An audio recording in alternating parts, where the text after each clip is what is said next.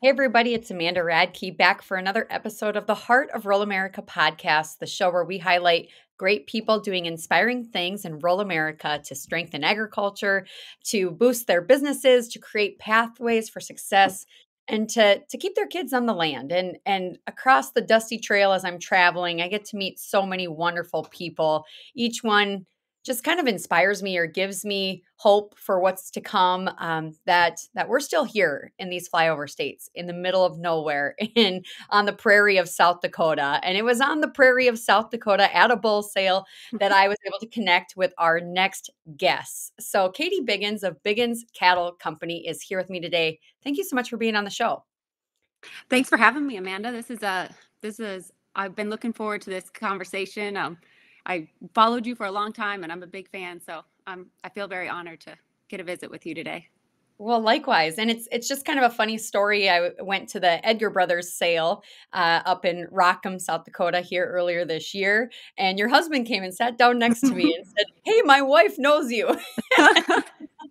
And so we had a great chat, and he bought some bulls, and we bonded over the genetics we liked. And he said, "You really need to talk to my wife." And as I heard more about your story, I would agree that I really needed to talk to you. So I'm glad officially we're kind of meeting for the first time right now. So that's Right. very exciting.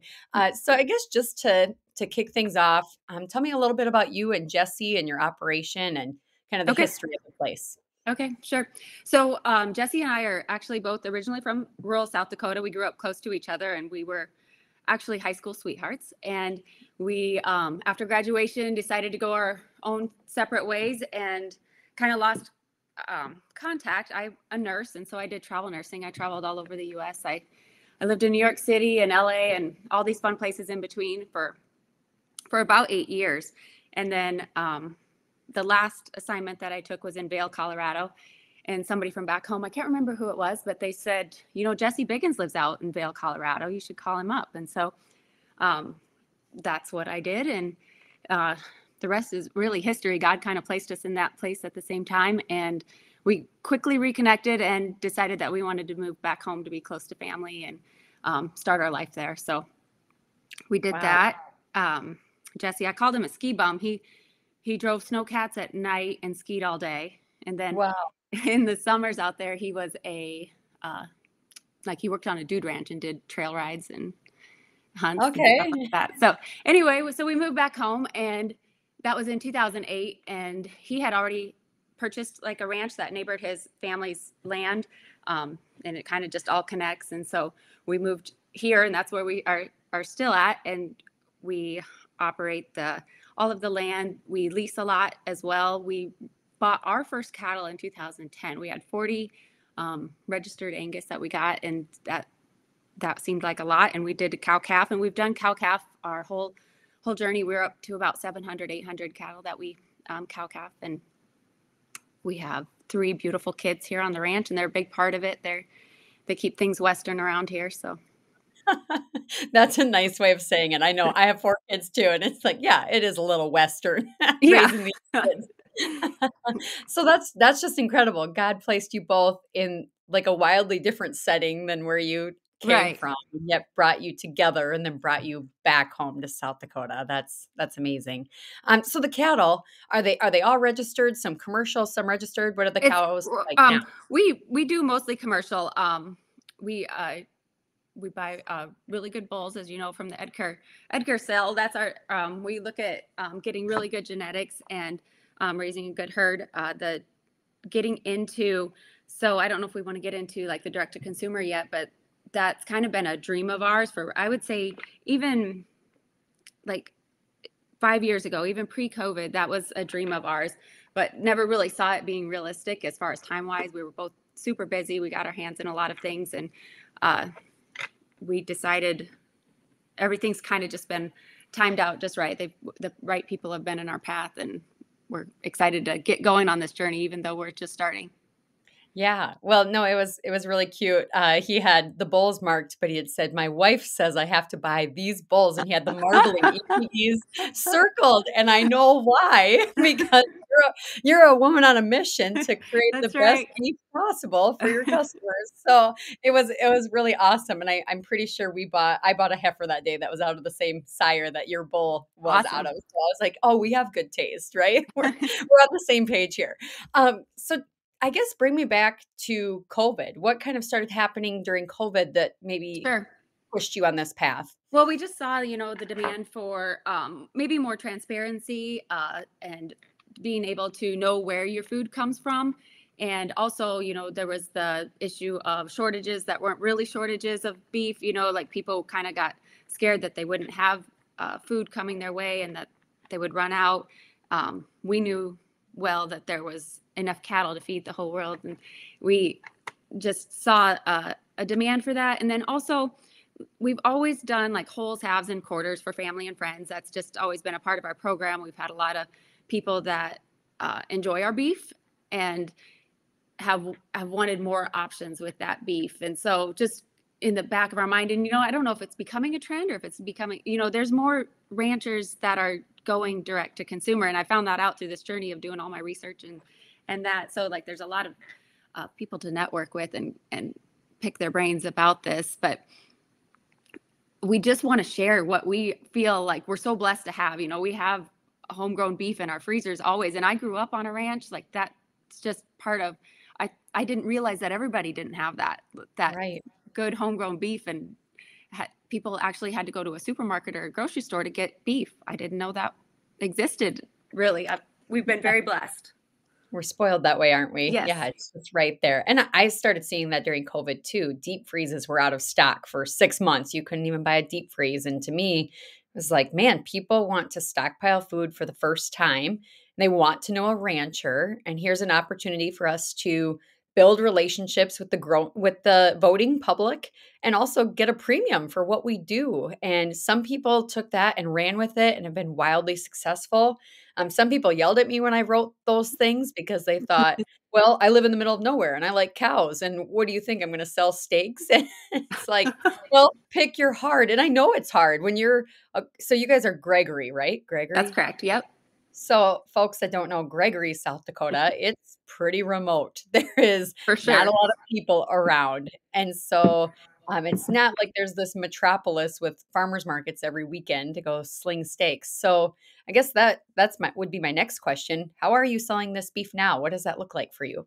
So, I'll kind of start with our website creation. The University of South Dakota, I know you're a SDSU grad, Yeah. but the University of South Dakota, that's where I graduated. I actually graduated from SDSU too, so I claim both.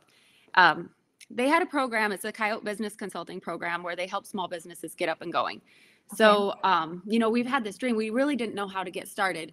We were fortunate enough, I applied for the program. We got to work with a group of 3 students that took our idea and they kind of helped us get a website created. They helped us with marketing, some search engine optimization going, and did some market research so that we kind of knew like price wise where we wanted to be.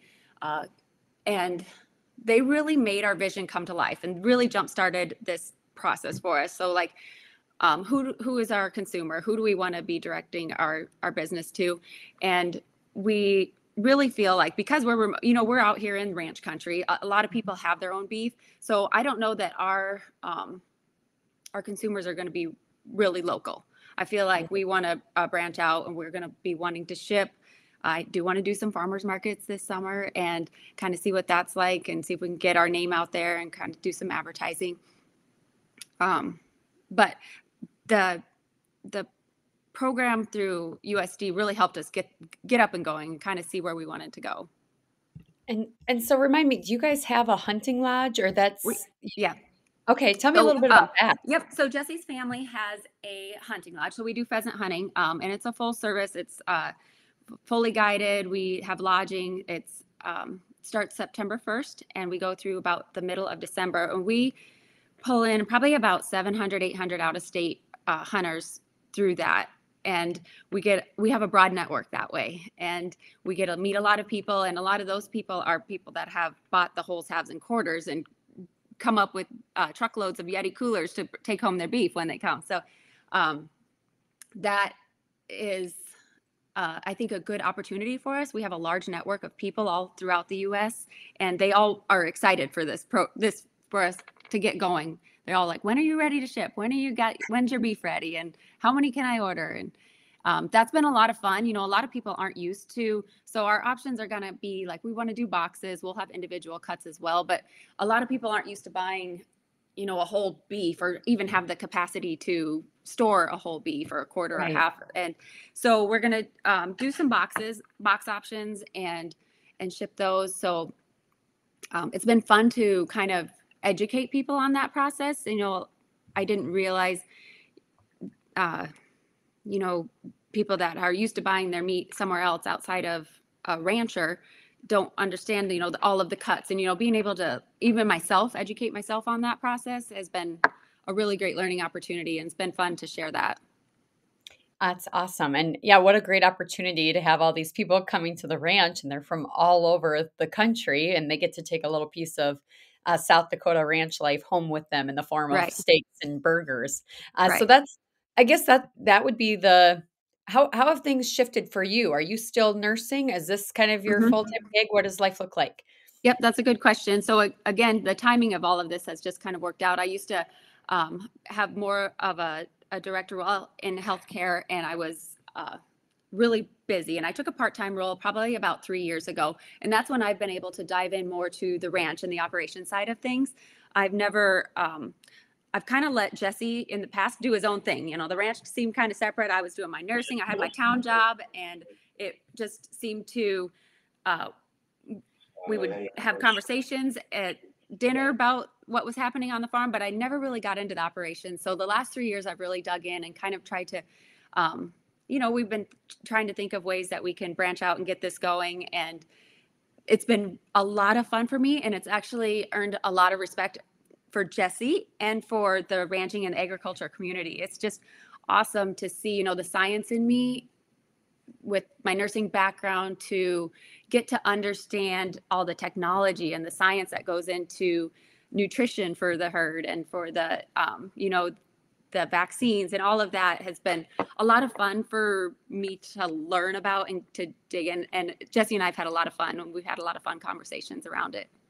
Well, I could tell when he was visiting with it or about it to me too, that it's kind of a shared project, bringing husband and wife together with a shared mission of like, we're Yeah. doing this thing. And there's different marketing avenues that you can pursue. And I could really relate to that because that's how Tyler and I are as well. It's a shared thing for us. And if we're working together, it makes life so much sweeter. And so the beef. So you're currently selling locally, selling to hunters.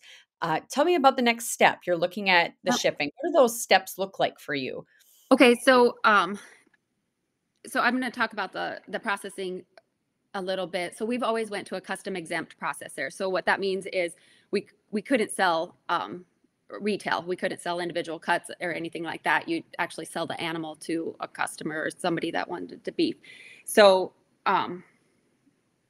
so there's that level. Then there's a state inspected, and then there's federally inspected. We are going to work with Wall Meats and Ken out there in Wall to get our meat federally inspected so that we can sell it and we can ship across state lines. Being state inspected, you can sell within the state, but you cannot sell or ship across the state line. So we're looking forward to that next step. Actually, we take our first group out there at the end of this month. So we're going to have product very soon, and we're excited to get that out there and start pushing some social media. That's so exciting. A lot of people listening to this are either considering going this path, or they want to add value and get a premium for some of the cattle that they're raising and market them in a new way.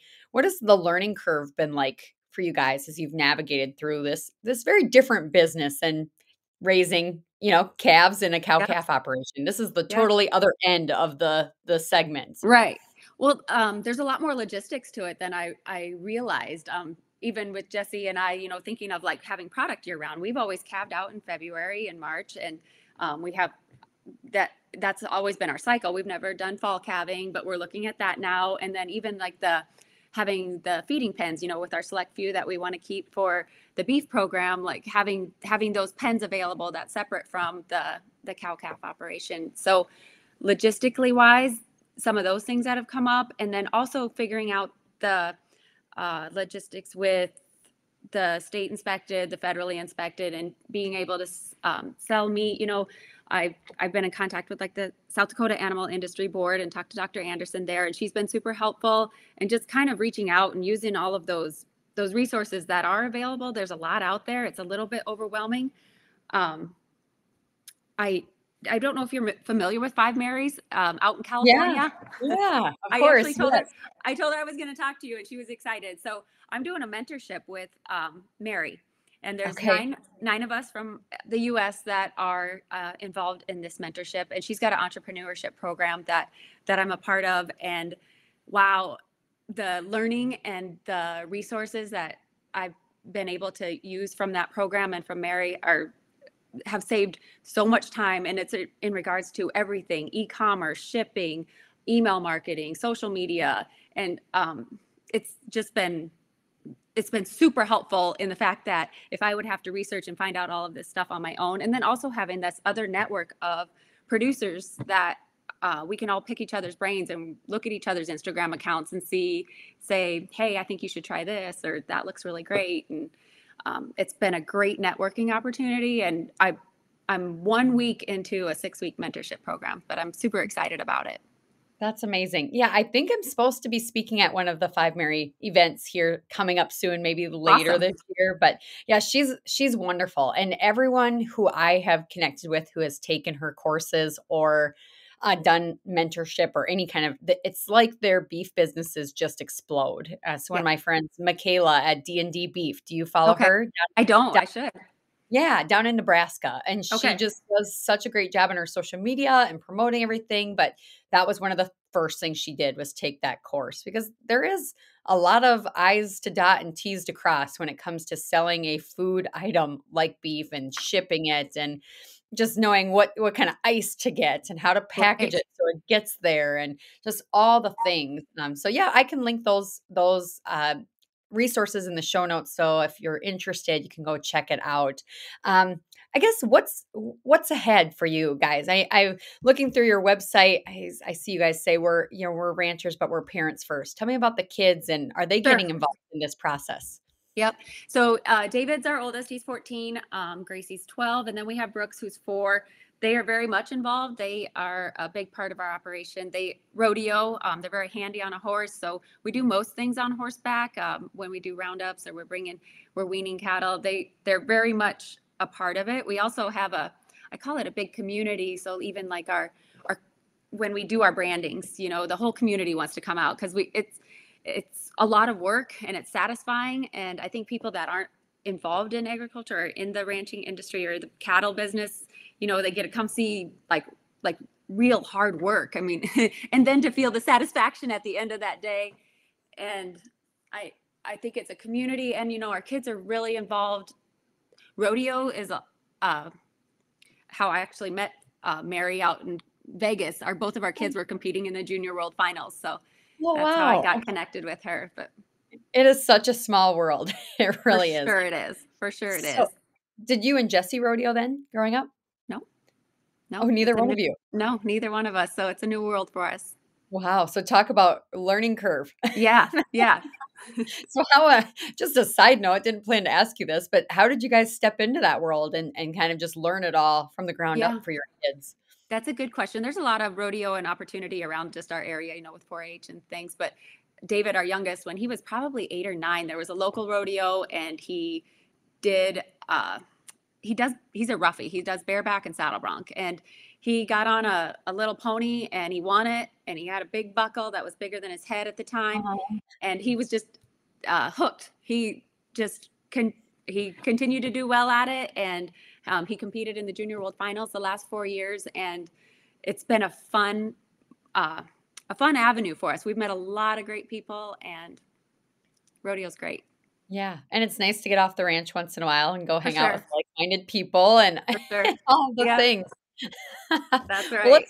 let's circle back to your time living in big cities, like you said, Los Angeles, New York. Yeah, I've taken my children's books to those places, and it's always it's an education to say Yep. the least. But I would guess now that you're in back at home on the ranch, it probably gives you a great appreciation for wide open spaces and all the things. But how will those interactions you've had with people that come from different walks of life than you and how will that help you in the beef side of things and selling the beef? I just think having those connections and then also, I don't know if this is cliche, but just living in the Midwest, like people trust us. Yeah, Like and I think there is a good, wholesome, uh, people perceive the Midwest as good, wholesome people. And I shouldn't say perceive because we are. And, right. I think that throughout all of my travels, like I was kind of known as that. And it almost kind of came with a naivety. Like I just didn't, the world was still pretty small to me in my mind, and people are all nice. Right. And Right. so I just think like having those values and the hard work, and both Jesse and I growing up with that, we both grew up on ranches. I grew up on a ranch. My dad was a lifelong rancher. We had cattle my whole life, and just just knowing what hard work and then getting a result from it, I think is, and people seeing that earns trust and respect. And Yeah. Did you ever have tough conversations about beef or cattle on in your travels or not really? yeah, I have, and it's still a hard one for me.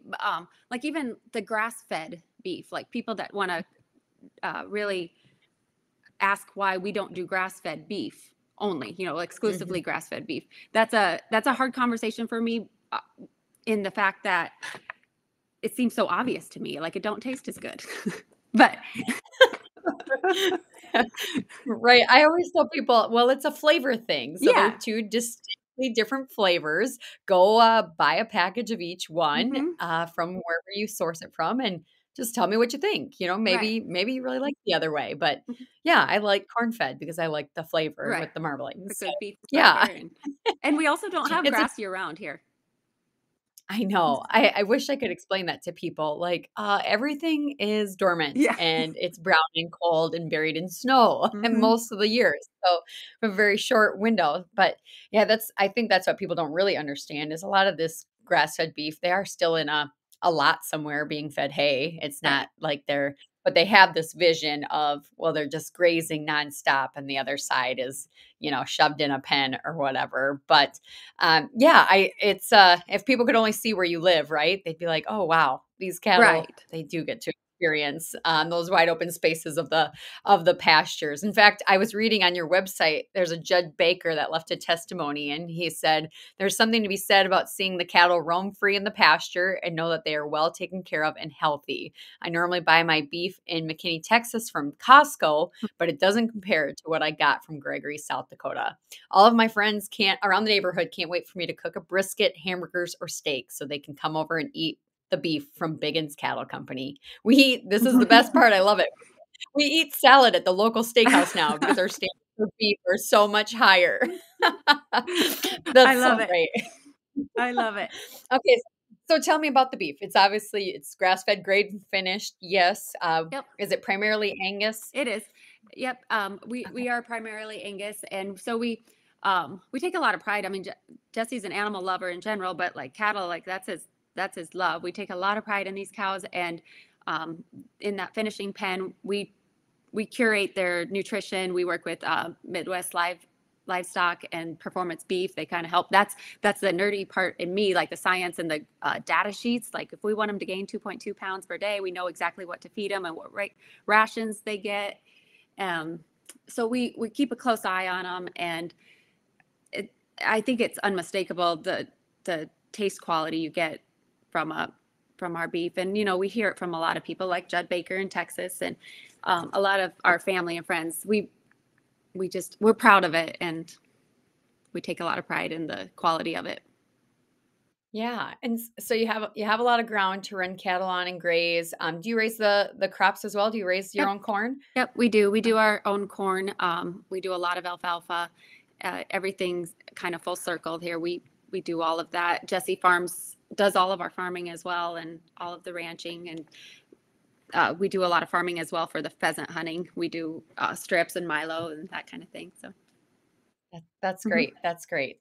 Well, what would folks be surprised to know about your family or the operation or the beef business that I haven't asked you?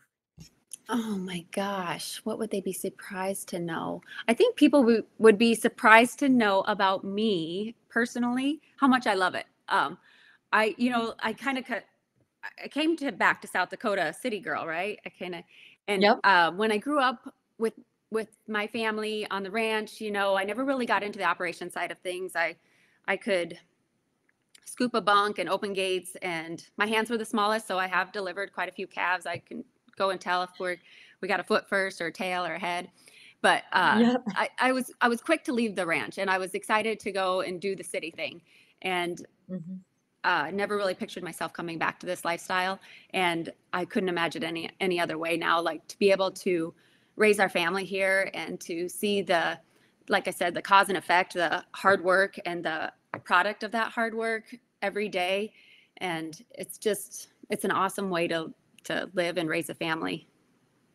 Yeah, we have so much in common because in college I lived in Washington D.C. and Denver and Minneapolis and Oh Argentina. Like did wow. all these things.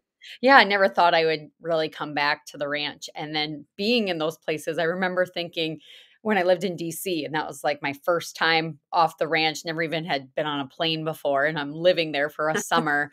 I remember thinking like halfway through, yeah, I'm living in the most powerful city in the world and it's got all this history and museums and art and statues and all the things, but man, I can't see the stars Uh, and I can't see the horizon. Like I was so homesick for just pastures and just being able to. But I feel like I wouldn't really appreciate the land or what we have here in South Dakota where the cows outnumber people 4-1 and the people really are honest and you can trust them on their word and their handshake. I wouldn't appreciate or know how rare it is had I not gone elsewhere and seen the bigger picture. Not absolutely. saying everyone in the city is different than us, they're not. But it really made me appreciate home and kind of took a lot of lessons home with Yep, I me. agree with that. Um, so I guess looking at big city life, what tell us a little bit about New York. Like just what was that like? I love New York. I love just being able to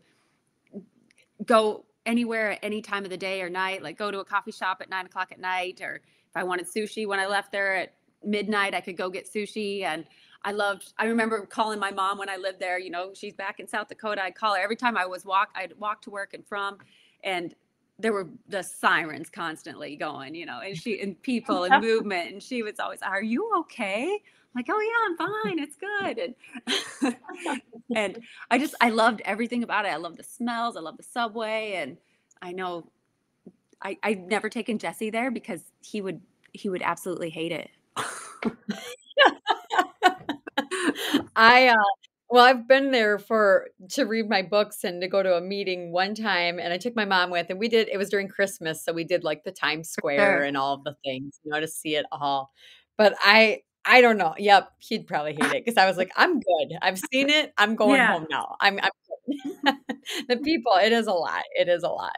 But it is something I think to see at least once in your life, just to I don't know, experience experience it. just how big the world really Right. is. Yes. And so imagine now Biggins Cattle Company needs here's a business idea for you. You need an ad in Times Square, All right, right? I'm That going just for like it. flashing up there with your steaks and the family ranch. Like, oh, people would go I'm wild. going for it. I like that idea.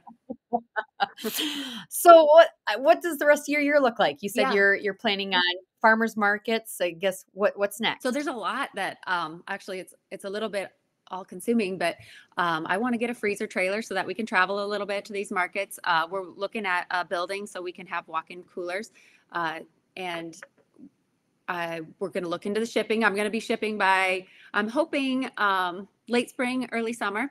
And then we really want to Okay. get amped up to be able to come into the later part of the year to have a lot of product available to do, like for Thanksgiving and Christmas, and have that stuff available for people and for the hunting season when all our hunters show up. Absolutely. That's exciting. And so, what were the steps like to get your label all those little logistical things. Now, Yep. obviously, looking at the boxes and the product, shipping. Yeah. So our logo we've had for quite a while. We've had the Biggins Cattle Co. logo established for I would say probably 6-7 years, and so we're just using that. We like our logo. My maiden name is Smizer, so my dad had a brand S3 that he passed away in 2013, and my mom transferred the brand rights to us. So we're really proud to be able to incorporate that into that's the brand we use, and we're proud to incorporate that into our logo. And so we got our logo. I worked with Ken at Wall Meats for our labeling that includes all the USDA requirements as far as safe handling and that kind of thing. And so I think we're good on the label part. I'm excited to get product in hand and really be able to. The thing I need to do is to launch. Like, I haven't officially launched or put out our Facebook that, hey, we're doing this direct to consumer thing, but I wanted to wait until we had product in hand. Yeah. Right, right. Yeah, it's like you don't wanna promote it if you don't have it Right. ready to sell and buy. Yeah, Right. yeah, I understand that. And it's not like the cattle business takes time too. Oh, it It's takes like a you can lot of have the time. Yeah. my husband reminds me often, like, "You're impatient. It's not like you're raising chickens." Like, Right. it takes a minute to feed these things out and get them ready to go. So tell me more about the cattle, how you guys are sourcing the bulls or the genetics that you're using to create this Sure. ultimate beef eating experience. Sure. We're looking, we've always bought really quality bulls, and we've done AI in the past as well, and that's worked well for us too. But we're really um, looking at some different things with our bulls and the genetics. This is a little bit new to me. This is Jesse's wheelhouse, but had fun learning about it. So like the EPDs and learning about the marbling and the ribeye and all the information that they can get from a bull and a carcass and all of that is so fascinating to me. And so studying that and looking at those numbers and finding the right, like we want to have good maternal outcomes as well. So, and Yeah. keeping our herd healthy and that kind of thing. So studying that and researching the bulls that we want to put in our program has been uh, a lot of fun. And I'm anxious to see kind of where we go with this and to see, um, keep our herd healthy and Yeah, it's a constant thing, and it is always, striving to improve and right, to look at the calf crop you get, and then how it's really cool then when you can feed them out and see what that carcass looks right, like and how the steak looks like on the plate. I think there's nothing more rewarding of like, "I did that." Like, yeah, "We did that." yeah. Our family did that, and it's amazing, and it tastes great. So with just a few minutes left in the show, can you tell folks where they can follow you on social media, the website information, how they can shop? You bet. So the website is just bigginscattleco.com, and you can find us on there. I'm in the process of setting up our e-commerce site, so that I have a little bit of work yet to do there, but you can get a good idea of who we are and what products we're going to have available. And then also on Facebook, Biggins Cattle Company, and Instagram, we have an Instagram account, and watch for those to amp up. I'm going to get really good at social media here.